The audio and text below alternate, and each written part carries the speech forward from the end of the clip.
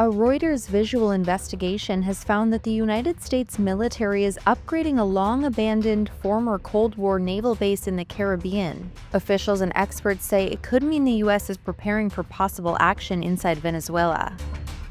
So why is the U.S. restoring the base now? This is not something that the region is accustomed to seeing.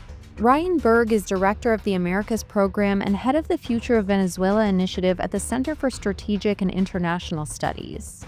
I think this is happening now for a number of reasons. First, the Trump administration is very keen to demonstrate that they are implementing a new paradigm when it comes to dealing with counter-narcotics.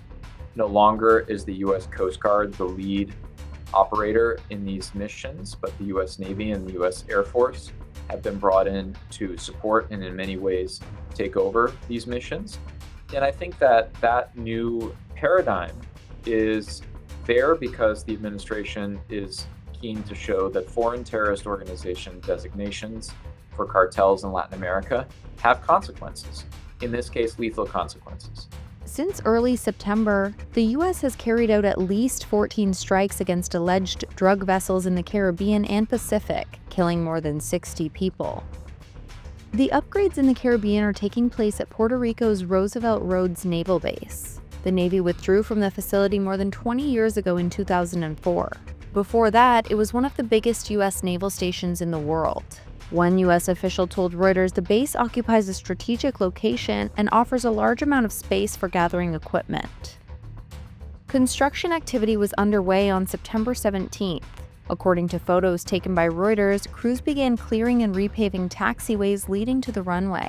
In addition to the upgrades of landing and takeoff capabilities, the U.S. is building out facilities at civilian airports in Puerto Rico and St. Croix in the U.S. Virgin Islands. Those two U.S. territories sit roughly 500 miles from Venezuela.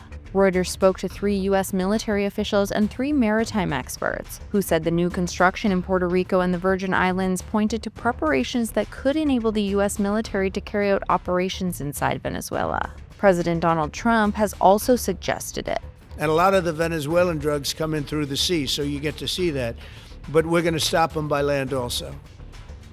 The U.S. military buildup in the Caribbean began in August with the arrival of warships, a nuclear-powered submarine, fighter jets, and spy planes. The Ford aircraft carrier strike group, with roughly 10,000 troops and dozens of aircraft and weapons systems, is on its way from the Adriatic Sea.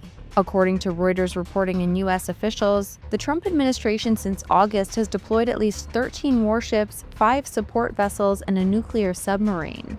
8 warships remain in the region, along with supporting vessels.